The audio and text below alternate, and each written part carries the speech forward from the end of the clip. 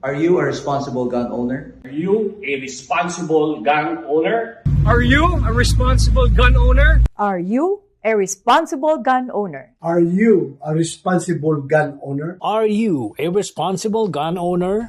The PNP Civil Security Group would like to advise all firearms holders to renew their license to own and possess firearms and firearms registration within 6 months before its expiry date.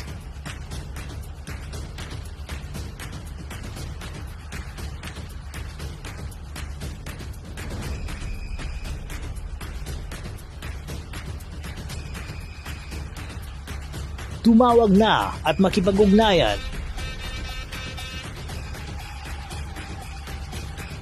Be a responsible gun owner and be a good Filipino citizen.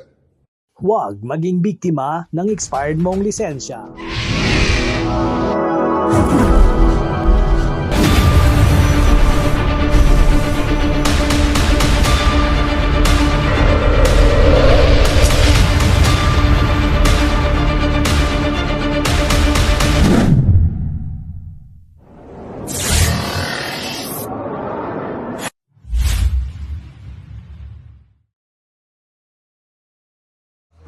Alright, target board here, arms score, Krami, E-Arcade, sir.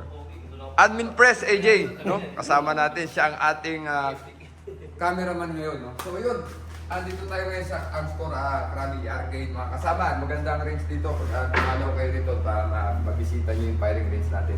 Ayan si Sir, Sir Morales natin, no? Shout out, sir. Yan. Yan. So yan, mga kapatid, ang ating featured pistol ngayon, itong Springfield Hellcat, no? Hellcat, nakakatakot. Hellcat, no? Huwag na natin Tagalogin. Pero Hellcat, nakakatakot po yung pangalan ng baril, no? So this is Springfield Armory. So meron tayong 11 round magazine plus 1, so that is 12. So aggressive grip, no? Makikita nyo po magaspang, no? Parang may liha yung grip natin. Iba talaga ang mga grip na ng ano. Compare nyo po, no? Pagtabihin natin, ano?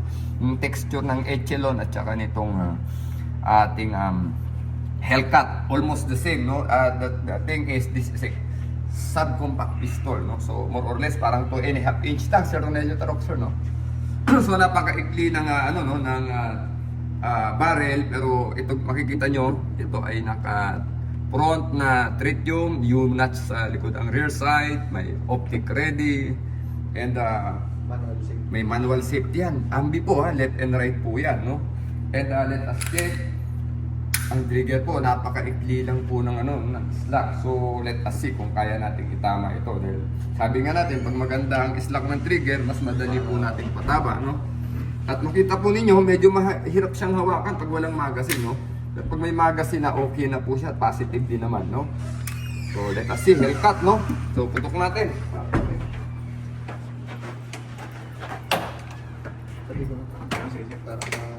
So tignan natin kung papatama natin itong Hellcat na ito ng Springfield Armory, no? Right, this is 5 meter range, no? Ito to. Okay na to, tol? Oo, okay na. So firing! Firing!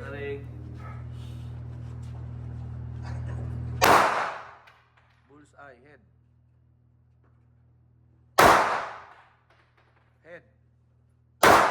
Head. Head. Head. Head. Head. Alpha. Okay, check natin kung tinama natin lahat. No? Verify target.